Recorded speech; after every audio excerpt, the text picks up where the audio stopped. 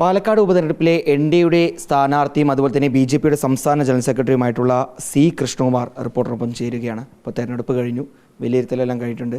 പക്ഷേ ഇപ്പോൾ എൻ ശിവരാജനെ പോലുള്ള, തരൂർ സുരേന്ദ്രനെ പോലുള്ള ബി.ജെ.പിയുടെ പാലക്കാട്ടെ നേതാക്കൾ തന്നെ സ്ഥാനാർത്ഥിക്കെതിരെ അതല്ലെങ്കിൽ സംസ്ഥാന അധ്യക്ഷനെതിരെ ഇപ്പോൾ ഒരു രീതിയിലുള്ള ആരോപണങ്ങൾ ഉന്നയിച്ചിട്ടുണ്ട്. തുടർച്ചയായിട്ട് സ്ഥാനാർത്ഥിയെ നിർത്തുന്നതിൽ പ്രവർത്തകർക്കുള്ള ഒരു ഭിന്നത അല്ലെങ്കിൽ ഒരു ഭിന്നിപ്പുണ്ടാക്കിയെന്നൊക്കെയാണ് അവർ ഉയർത്തിയുള്ള ഒരു ആരോപണം. അല്ലല്ല, അത് പാലക്കാട് ഞാൻ നിയോജക മണ്ഡലത്തിൽ ആദ്യമായിട്ടല്ല മത്സരിക്കുന്നത്. ഞാൻ കഴിഞ്ഞ 2 തെരഞ്ഞെടുപ്പിലും മലമ്പുഴയിലല്ല മത്സരിച്ചിരിക്കും. പിന്നെ 4 തവണ നഗരസഭയിൽ മത്സരിച്ച് 4 തവണ വിജയിച്ചു. ശിവരാജേട്ടന് 8 തവണ മത്സരിക്കുന്ന ആളല്ലേ. അപ്പോൾ മത്സരിക്കുന്നത് കുഴപ്പമൊന്നുമില്ലല്ലോ. അപ്പോൾ ഒരു പാർട്ടി നിശ്ചയിച്ചാൽ മത്സരിക്കുന്നതിൽ തെറ്റൊന്നുമില്ല. ശിവരാജേട്ടനെ പാർട്ടി സീറ്റ് കൊടുത്തു, അദ്ദേഹം മത്സരിക്കുന്നു. 8 തവണ ഒരേ വാർഡിലാണ് ജയിക്കുന്നത്, ഒരേ വാർഡിലാണ് മത്സരിക്കുന്നത്. അപ്പോൾ അത് പാർട്ടി നിശ്ചയിച്ചുകൊണ്ട് അദ്ദേഹം മത്സരിക്കും. പാർട്ടി സീറ്റ് കൊടുക്കാതിരുന്നാൽ അദ്ദേഹത്തിന് മത്സരിക്കാൻ കഴിയില്ല. അത് ഒരു ഘടകമൊന്നുമല്ല ഇതിൽ. മറിച്ച്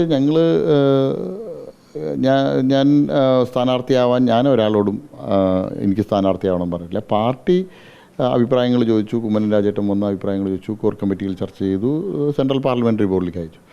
അവിടുത്തെ സ്ഥാനാർത്ഥി നിർണ്ണയം, ഞങ്ങളുടെ സ്ഥാനാർത്ഥി നിർണ്ണയം പറഞ്ഞാൽ ജില്ലയ്ക്കോ സ്റ്റേറ്റിനോ യാതൊരു വിധത്തിലുള്ള ഇടപെടൽ നടത്താൻ പ്രധാനമന്ത്രി ശ്രീ നരേന്ദ്രമോദിജി അടക്കമുള്ള സെൻട്രൽ പാർലമെൻ്ററി ബോർഡാണ് ഈ സ്ഥാനാർത്ഥിയെ സംബന്ധിച്ചുള്ള തീരുമാനിക്കുന്നത്. അമിത്ഷാജിയും JP നഡ്ഡാജി അത്തരം ഒരു ബോഡിയെ ഞാൻ ഇൻഫ്ലുവൻസ് ചെയ്തു അല്ലെങ്കിൽ എനിക്ക് ഇൻഫ്ലുവൻസ് ചെയ്യാൻ കഴിയുന്നു എന്നൊക്കെ പറഞ്ഞു കഴിഞ്ഞാൽ അത് തെറ്റ്. അവരൊക്കെ വളരെ കൃത്യമായിട്ട് ഒരു പഠനത്തിൻ്റെ അടിസ്ഥാനത്തിലാണ്, അവർ കിട്ടിയ ഡീറ്റെയിൽസിൻ്റെ അടിസ്ഥാനത്തിലാണ് അവർ തീരുമാനിക്കുന്നത്.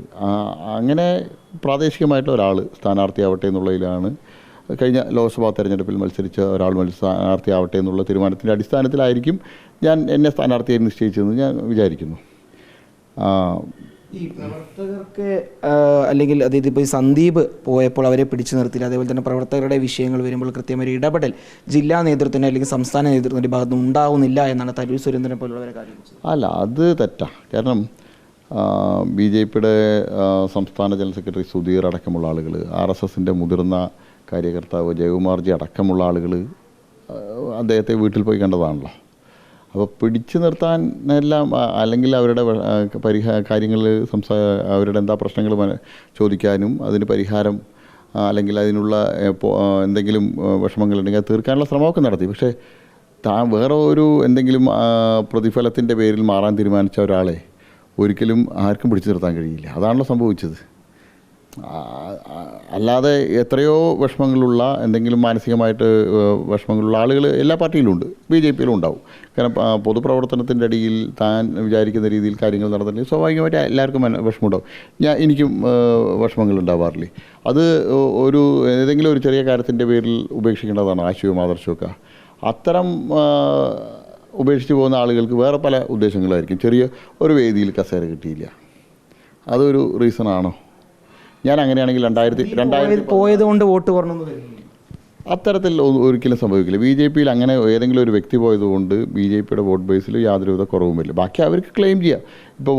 ഇപ്പോൾ പരാജയം സംഭവിച്ചുകൊണ്ട് എന്ത് വേണമെങ്കിലും വിളിച്ചു പറയാം. അങ്ങനെ വിളിച്ചു പറയാം. ഞങ്ങളെ സംബന്ധിച്ചോളം ഞങ്ങളുടെ ബേസ് വോട്ട് 40,000, 39,000 തൊട്ട് 40,000 വരെയാണ്.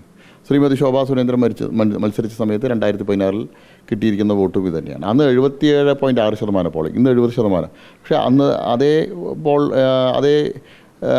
വോട്ടിംഗ് പെർസെൻറ്റേജ് ഞങ്ങൾക്ക് എത്താൻ കഴിഞ്ഞിട്ട്. അപ്പോൾ ഞങ്ങളുടെ ബേസ് വോട്ടാണത്. 16 ശേഷമുള്ള ഞങ്ങളുടെ ബേസ് വോട്ടാണ്. 19 ലോക്സഭാ തെരഞ്ഞെടുപ്പിലും എനിക്ക് ഈ പാലക്കാട് നിയോജക മണ്ഡലത്തിൽ ഈ വോട്ടാണ് കിട്ടിയിട്ടുള്ളത്. മുനിസിപ്പാലിറ്റിയിലെ തിരിച്ചടി എന്ന് പറയുന്നത് കാരണം ഒരുപാട് വോട്ടുകൾ കുറഞ്ഞു, വലിയ ലീഡ് ഉണ്ടാവാറുള്ളതാണ്. ഇത്തവണ ആ ഒരു ലീഡ് കണ്ടില്ല, മാത്രമല്ല പിറകോട്ട് പോയി. അല്ല, ലോക്സഭാ തെരഞ്ഞെടുപ്പിൽ എനിക്ക് 400-500 വോട്ടിൻ്റെ ലീഡാണ് കിട്ടിയിരുന്നത്. 2019 ലോക്സഭാ തെരഞ്ഞെടുപ്പിലും എനിക്ക് ലീഡ് മുനിസിപ്പൽ പരിധിയിലാണ്. അത്രയാണ് ഞങ്ങൾക്ക് ലീഡ്. ഞങ്ങൾക്ക് ശ്രീധരൻ സാർ മത്സരിക്കുന്ന സമയത്താണ് നഗരപരിധിയിൽ വലിയ ലീഡ് കിട്ടിയത്, 6000-ഓളം വോട്ടിന്. അത് ശ്രീധരൻ സാറിൻ്റെ വ്യക്തിപരമായിട്ടുള്ള അദ്ദേഹത്തിനുള്ള ഒരു അംഗീകാരമാണ്. അങ്ങനെ അദ്ദേഹത്തോടുള്ള രാഷ്ട്രീയത്തിന് അതീതമായിട്ടുള്ള ലഭിച്ച വോട്ടാണ്. ആ വോട്ടിലൊരു 75% എങ്കിലും ഞങ്ങൾക്ക് തവണ പിടിക്കണം എന്നായിരുന്നു. അത് ഞങ്ങൾക്ക് പിടിക്കാനായിട്ട് വന്ന വിഘാതം നഗരസഭയ്ക്കെതിരായിട്ട് UDFും LDFും കഴിഞ്ഞ ഒരു കൊല്ലമായിട്ട് നടത്തി വരുന്ന നിരന്തരമായിട്ടുള്ള സമരങ്ങൾ, നഗരസഭാ ഭരണത്തിൻ്റെ പരിധിക്ക് അപ്പുറമുള്ള കാര്യങ്ങൾ പോലും അവരുടെ നഗരസഭാ ഭരണത്തിൻ്റെ വീഴ്ചയായിട്ട് കാണിച്ചു. പല റോഡുകളുടെ, ടൗൺ ഹാളിൻ്റെ, ഇത്തരം ടൗൺ ഹാളൊന്നും ഞങ്ങളുടെ അധികാര പരിധിയിൽ വരുന്നല്ല, MLAയുടെ ആസ്തി വികസന ഫണ്ടാണ്. റോഡുകൾ പലതും നഗരസഭാ റോഡുകളല്ല. പക്ഷേ ഇതെല്ലാം നഗരസഭയുടെ വീഴ്ചയായിട്ട് ചൂണ്ടിക്കാണിച്ചുകൊണ്ട് വ്യാപാരികളുടെ ലൈസൻസ്, വ്യാപാരികളുടെ നിന്നുള്ള യൂസർ ഫീ, അത് സംസ്ഥാന ഗവൺമെൻറ് ഒരു ഓർഡർ പുതുക്കി തന്നു കഴിഞ്ഞാൽ ഞങ്ങൾക്കതിൽ മാറ്റം വരുത്തായിരുന്നു. പക്ഷേ സംസ്ഥാന ഗവൺമെൻറ് ബോധപൂർവ്വം അത് ഡ്രാഗ് ചെയ്തു. തെരഞ്ഞെടുപ്പിന് 2-3 ദിവസം മുമ്പ് അത് റിവൈസ് ചെയ്തിട്ടുള്ള ഓർഡർ സർക്കാർ ഇറക്കി. ഇത്തരത്തിൽ ജനങ്ങളുടെ ഇടയിൽ ഞങ്ങൾക്കെതിരായിട്ടുള്ള ഒരു രോഷം വരുന്ന രീതിയിലുള്ള നിരവധി പ്രചരണങ്ങൾ നടന്നു. അത് നഗരസഭയ്ക്കെതിരായിട്ടൊരു ജനങ്ങളുടെ ഇടയിൽ ഒരു തെറ്റിദ്ധരിപ്പിച്ചുകൊണ്ടുള്ള ഒരു വികാരം ഉണ്ടായിരുന്നു. ഈ വിഭാഗീയത ഏതെങ്കിലും രീതിയിൽ തിരിച്ചടിയായിട്ടുള്ള യുവത? ഇല്ലില്ല, ഞങ്ങളെല്ലാവരും ഒറ്റക്കെട്ടായിട്ടല്ല ഇവിടെ വർക്ക് ചെയ്ത്. മുഴുവൻ ആളുകളും സജീവമായിരുന്നു.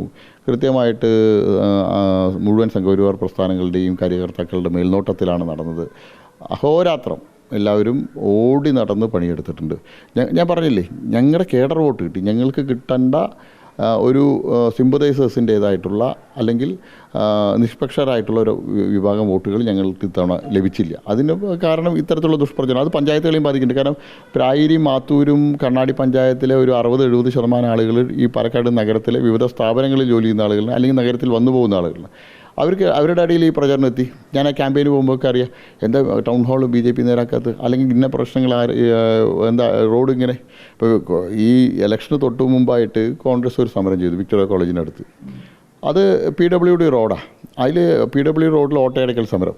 പക്ഷേ വെച്ചിരിക്കുന്ന ബാനർ നഗരസഭാ ഭരണത്തിൻ്റെ വീഴ്ച, കെടുകാര്യസ്ഥതയ്ക്കെതിരെ വന്നിട്ടാണ് നഗരസഭ. അവസരം കിട്ടിയാൽ വീണ്ടും മത്സരിക്കും? അല്ല, പാർട്ടിയാണല്ലോ നിശ്ചയിക്കുന്നത്. കൃഷ്ണകുമാർ നാളെ ഒന്ന് മത്സരിക്കേണ്ട, അല്ലെങ്കിൽ കൃഷ്ണകുമാർ ഇനി ജില്ലയിലും വേണ്ട, സംസ്ഥാനത്തും വേണ്ട, ബൂത്തിൽ കൃഷ്ണകുമാർ പ്രവർത്തിച്ചാൽ മതി എന്ന് സംഘടന നിശ്ചയിച്ചാൽ ഞാൻ ബൂത്തിൽ പ്രവർത്തിക്കും. എൻ്റെ ബൂത്തിൽ ഞാൻ 86 തൊട്ട് 98 വരെ ബൂത്തിൽ മാത്രം 12 പോലെ പ്രവർത്തിച്ചാണ്. 98-ലാണ് ഞാൻ മണ്ഡലം ടീമിലേക്ക് തന്നെ വരുന്നത്. അപ്പോൾ 12 വർഷം, 86-ൽ എനിക്ക് വോട്ടില്ലാത്ത സമയത്ത് ബൂത്ത് ഏജൻ്റ് ആയിരുന്ന ആളാണ് ഞാൻ. അപ്പോൾ ഞാൻ പാർട്ടി തീരുമാനം എന്തായാലും അത് അംഗീകരിക്കും. നാളെ ഇനിയിപ്പോൾ എന്ത് വിമർശനങ്ങൾ വന്നാലും പാർട്ടി നാളെ മത്സരിക്കാൻ പറഞ്ഞാൽ ഞാൻ എന്ത് വ്യക്തിപരമായിട്ടുള്ള എനിക്ക് ദോഷങ്ങൾ വന്നാലും പാർട്ടി സംഘടന പറഞ്ഞാൽ ഞാൻ മത്സരിക്കും. അതിൽ എനിക്ക് യാതൊരു ഭയവുമില്ല. എന്നെ ഏൽപ്പിക്കുന്ന ചുമതല, സംഘടന ഏൽപ്പിക്കുന്ന ചുമതല കൃത്യമായിട്ട് നിർവഹിക്കുന്നു. ഈ തെരഞ്ഞെടുപ്പിലും സംഘടനയാണ് എന്നെ നിശ്ചയിച്ചത് മത്സരിക്കാൻ. ഞാൻ മത്സരിച്ചു. എല്ലാവരും കൂടെ നിന്നു എന്നുള്ള വിശ്വാസം ഇപ്പോൾ എനിക്കുണ്ട്. എൻ്റെ മുഴുവൻ ആളുകളും, മുഴുവൻ അവസാനത്തെ പ്രവർത്തകൻ വരെ, കാര്യകർത്താവ് വരെ കൂടെ നിന്ന് പ്രവർത്തിച്ചിട്ടുണ്ട്. പിന്നെ തെരഞ്ഞെടുപ്പിൽ വീഴ്ചയുണ്ടാകുന്ന സമയത്ത് കൂടെ പ്രവർത്തിച്ചവരുടെ തലയിൽ കെട്ടിവെക്കാനും ജയിച്ചാൽ എൻ്റെ മാത്രം നേട്ടമായിട്ട് പറയാനും ഞാൻ തയ്യാറല്ല. എന്തെങ്കിലും കുറവുകൾ എനിക്ക് സ്ഥാനാർത്ഥി എന്നുള്ള നിലയിൽ എൻ്റെ ഭാഗത്ത് പറ്റിയിട്ടുണ്ടെങ്കിൽ അത് സംഘടന വിലയിരുത്തും. സംഘടന അതിൽ തിരുത്താൻ ആവശ്യപ്പെടും, ഞാൻ തിരുത്തും.